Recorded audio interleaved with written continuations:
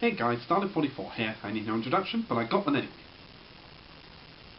Well, Christmas is over, 2019 has begun, and here is my delayed final episode for Series 5 of my review show. And it's been a really good Christmas. I got lots of good gifts. Even though I made a video about it, do you want to know some of the stuff I got?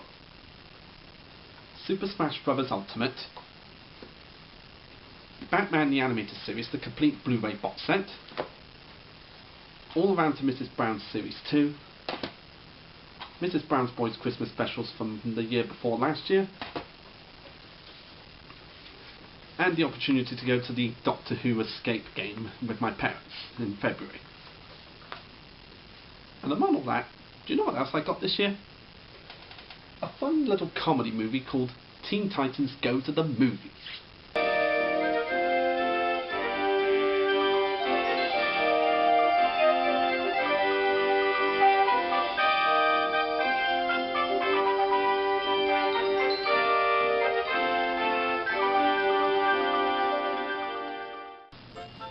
Teen Titans Go to the Movies is a 2018 American animated superhero musical comedy film based on the TV series Teen Titans Go, which was adapted from the DC Comics superhero team of the same name.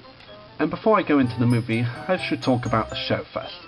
The show is a mixed bag, with young children and regular Cartoon Network viewers from today's generation loving it, with fans of the original Teen Titans cartoon from the early cartoons absolutely hating it. And I'm one of those few people that accepts Teen Titans Go for what it is. A dumb kids show with stupid jokes that would make even the littlest tiniest babies laugh.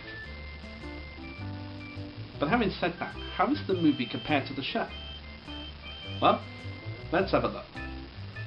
After attempting to stop the Balloon Man, the Teen Titans find out that the Justice League and other members of the DC universe have their own movies.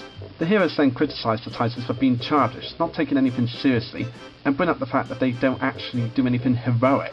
After going to the premiere of Batman Again, he humiliates himself after assuming that there'll be a movie about him, and is laughed at by the audience. At the rest of the team's suggestion, Robin resolves that in order to get a movie made about him and the Titans, they need an arch-nemesis. Nearby, Slade breaks into the Star Labs to steal a titanium crystal. The Titans survivor attempted to stop him, but he swiftly defeats them and insults them with his mind manipulation. The next day, the team go to Hollywood to pursue Robin's dream. Upon arriving, they encounter a director named Jade Wilson, who is responsible for all the superhero movies being made. She turns down the Titans' request to be in a movie, of course, but explains that the only way she would make a movie about them is if they were the only superheroes in the world. The Titans take her words literally by going back in time to prevent the origins of the superheroes, but end up ruining the present, forcing them to go back to undo their blunder. The Titans then make another attempt to stop Slade, who arrives at Brain Tech to infuse his crystal's power. The Titans eventually stop him, this time putting up an actual fight. They secure the crystal, but Slade escapes, resolving to split Robin from his teammates. The next day, Jade invites the Titans back to Hollywood and announces that she will make a movie about them due to their recent fight with Slade. While Robin is given a tour of the premises, Raven, Beast Boy, Starfire and Cyborg venture out to cause mischief. They find a doomsday machine that is heavily guarded by superheroes and try to destroy it. But Jade arrives and informs them that Doomsday is just a terrible acronym for a new streaming service for the new movie she's making. She resolves to drop the rest of the Titans from the film and make it solely about Robin, which he happily accepts, turning his back on everything important to him, even his own friends. But upon finishing the movie, Robin discovers that this may have been Slade's diabolical plan to take over the world the whole time, and it's up to him and the rest of the Teen Titans to save the world from Slade's diabolical takeover. So what's Teen Titans Go to the movie like compared to Teen Titans Go? I'll be honest with you guys. The movie is actually funnier than the show. You You'd have to be crazy! Yeah, surprisingly this movie is actually funnier than the TV show itself. Yeah, of course it still has some of the bad jokes that the show's known for, like fart jokes, and even makes fun of the waffles joke. But a lot of the jokes in this movie are really, really funny. When this movie was first announced, I had no interest in going to see it at all. But when I heard that Nicolas Cage was going to voice Superman and Will Arnett was going to voice Slade, that had me hooked for it immediately. Just hearing that Nicolas Cage was going to play Superman and Will Arnett was going to play Slade in this movie just had me immediately hooked. And that's quite ironic, since when this movie was first announced I had no interest in watching it whatsoever. Now let's talk about the characters. Robin is the leader of the Teen Titans, who utilises her staff and various weapons to fight crime. Unlike the other Titans, he has no superpowers, so relies on his weapons and athletic skills and fighting skills to fight crime. This movie shows him as kind of egotistical and wanting to be the big star of a big movie, like all the other superheroes. And that's very different from the character he usually is in the DC universe. There's Beast Boy, another member of the Teen Titans who has the superpower to shapeshift into different animals. And he's basically just the idiot boy who likes to be hip but isn't really that cool, in all honesty. Sort of like one of those kids you know in school but sort of wish you didn't know. Cyborg is the roboticized humanoid member who has the power of using weapons from his mechanical body and is also capable of super strength. And his character is best described as the hip black guy who knows everything about the past, like the 70s, the 80s, 90s, cassette tapes, videotapes and whatnot. And I honestly love this guy's voice, it's just so hip and hilarious at times. There's Raven, a half-human, half-demon sorceress who is the daughter of a supremely powerful and dangerous demon named Trigon. She possesses telekinetic abilities. Unlike in the show and the other show, she's voiced by Tara Strong, who gives 100% performance in my opinion. She's able to take some things seriously, but is still an idiot like the rest of the Titans. But she has some amount of brain cells in her head, compared to the other guys. And for those of you who don't know by now, I absolutely adore Tara Strong. And even though she could be in better shows than this, like Powerpuff Girls, the original, Unikitty, and some other good shows like Batman the Animated Series, she actually brings a lot of life to her character of Raven. I mean, yeah, she's kind of an idiot like everyone else, but I really do enjoy Tara's performance as the character.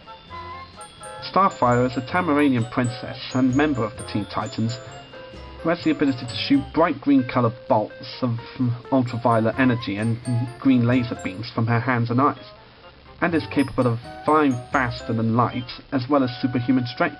And compared to her 2000s counterpart from the original show, she's still the learning alien that we know from the original cartoon, but there's not really much to define her character apart from the fact that she has "the" in every sentence. I mean, I don't think she could go like 5 minutes without saying "the" or "the" in every sentence that comes out of her mouth. Then there's the main villain of the movie, Slade, played by the hilarious Will Arnett. Yep, that's right, Slade is voiced by Lego Batman himself. A supervillain with superhuman strength and the power of mind manipulation, whose plans may be bigger than the Teen Titans think. Compared to the other incarnations of Deathstroke, this version of Slade is more egotistical and comedic about his abilities to take over the world and use his mind manipulation, and he mostly just uses his mind manipulation abilities to take advantage of the Titans' stupidity. And there's this hilarious moment in his introduction when the Titans confuse him for Deadpool, just because of their similarities. Stop right there! Deadpool? Deadpool? What? I'm not Deadpool. I thought Deadpool was a good guy. Why does everybody think of Deadpool? You got them guns! And the swords. Yeah, well, lots of people have guns and swords, okay? On the way here, I passed like 25 people with guns and swords. By the way, he should be saying that he's not me, okay? Because I came out, like, way before he did. That cracks me up every time I watch it. And while this incarnation of Slade is nowhere near as good as Ron Perlman's Slade from the original early 2000s cartoon, Will Arnett's Slade is so damn hilarious. I mean, this guy just literally steals the movie for me. The Justice League will stop you. Sorry, my pathetic friend. But the Justice League won't be coming. Because they're watching a movie, and as considerate moviegoers, I'm sure they would have turned off their mobile devices. Unlike some people. There's Jade Wilson, voiced by Christian Bell, a famous filmmaker whom the Teen Titans tried to persuade to make a movie about them. She's sort of like the high in energy movie director who's really excited to make the next movie about the next superhero. But there may be some connection between her and Slade in the movie. And for those of you out there who've never seen Teen Titans Go to the movies before and want to avoid any spoilers that may regard Slade and Jade Wilson, then skip to this little bit below here to avoid any spoilers. For those of you who are still around, I gave you a fair warning. Near the end of the film, we learn that Jade Wilson was actually Slade in disguise the whole time, and his plan was to give every superhero movie deal so that they'd be too busy filming to stop him from stealing technology from their cities to power his mind manipulation device to take over the world. It's a really diabolical plan, and it's just a great twist that I never saw coming. And this is one of the best reveals I've ever seen because I never saw it coming. I mean, I had some suspicion that Jade Wilson must have had some relation with Slade, like maybe a distant relative or something like that. But I never expected Slade to be wearing a lady director mask over his Slade mask the whole time. That's just a great and hilarious twist. Everyone will be mine to control. People will rob banks for me. People will build monuments of me. And if I tell them to pick me up from the airport on short notice, they will pick me up. You know what asshole that is. And other characters in this movie include Superman, voiced by Nicolas Cage, Batman, Wonder Woman, Green Lantern, Flash, Atom, Aquaman, and many other superheroes from the DC universe. Like I said, this movie has a lot of really funny jokes going for it. Like they make fun of superhero movies from the past and the present. They even poke fun of the Green Lantern movie that was made. It was a Green Lantern movie, but we don't talk about that. It also does a great job of making fun of Hollywood in general and movies in general, by how Hollywood are running out of ideas and will make movies about just about anything. As was proven with the Alfred, the movie trailer, the Batcar trailer, and the Bat Utility Belt trailer that's in the film. It's just a hilarious way to make fun of Hollywood. The film also gives us a hilarious cameo from the late Stan Lee. Amazing, marvelous, stupendous, colossal, tremendous, gigantic, astounding, unbelievable, spectacular, phenomenal! And it's good, too. We normally know the late Stan Lee for making cameos in Marvel movies, but this is the first and only time he's made a cameo in a DC movie. And he makes the most of every second he's on screen. And I really love how they did his cameo in this movie. It's just really hilarious and has me on the floor every time I watch it. Hey, everybody, look at me. I'm Stan Lee, doing my subtle cameo. Excuse me, Mr. Stan. This is a DC movie? Oh, gee, I gotta get out of here. Hey, Stan Lee? I'm back. I don't care if it's a DC movie. I love cameos. And in one scene when the teen enters the Warner Brothers studio, when Starfire said, "There's the water tower where the Animaniacs live," I was honestly expecting there to be a cameo from Yakko, Wakko and Dot. But sadly we never got it. But it was still a great callback to one of the greatest 90s cartoons of all time. With additional lightings and shadings on some of the characters, mostly on Slade's mask, but it just doesn't feel like a big screen quality animation. I mean, it still looks like the cheap kind of animation that they have in the show, and they could have at least used their budget to, you know, up the animation style, but it strangely kind of works for this world. Even though it could have been a bigger quality standard of animation, it works in its own way.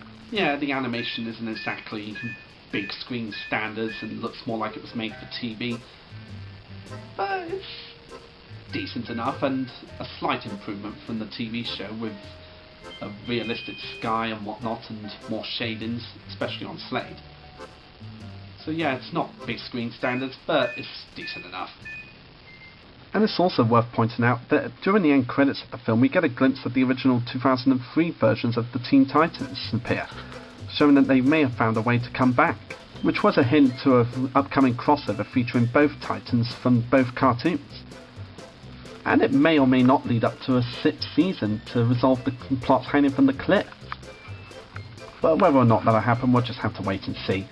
But it was a really great surprise, and I look forward to seeing what this crossover will be like. Teen Titans Go to the Movies isn't the best superhero movie I've ever seen, but it's one of the funniest superhero comedies I've ever seen. It's got some good jokes, a few bad jokes like you'd expect from the TV series, great actors, Will Arnett giving 100% to Slade, and it's just an all-around funny film at times. I still get a lot of kicks from Will Arnett as Slade because he's one of the funniest characters in the film. And as I said, it's awesome to hear Tara Strong's voice on the big screen for the first time in a while. So in conclusion, Teen Titans Go to the Movies is definitely funnier than the actual show itself. I mean, it is a dumb movie in places with some bad jokes, but mostly has really, really good jokes that had me laughing all the way through. So it's dumb, but enjoyably done, and a ton of fun to watch. Even if you're not a fan of Teen Titans Go, I'd highly recommend this movie as a comedy moviegoer. It's got a lot of fun action, a lot of funny moments, and you may or may not have a blast watching this film. But whether you like the show or not, I'd highly recommend this movie if you're a lover of comedy. You may or may not have a fun time watching it, but you may have to watch it yourself if you're interested to find out. I hope you enjoyed the final review for Series 5 of my review show, and look out for more reviews and animated shows in the future. I'm Dalek44, and I'll see you next time, folks.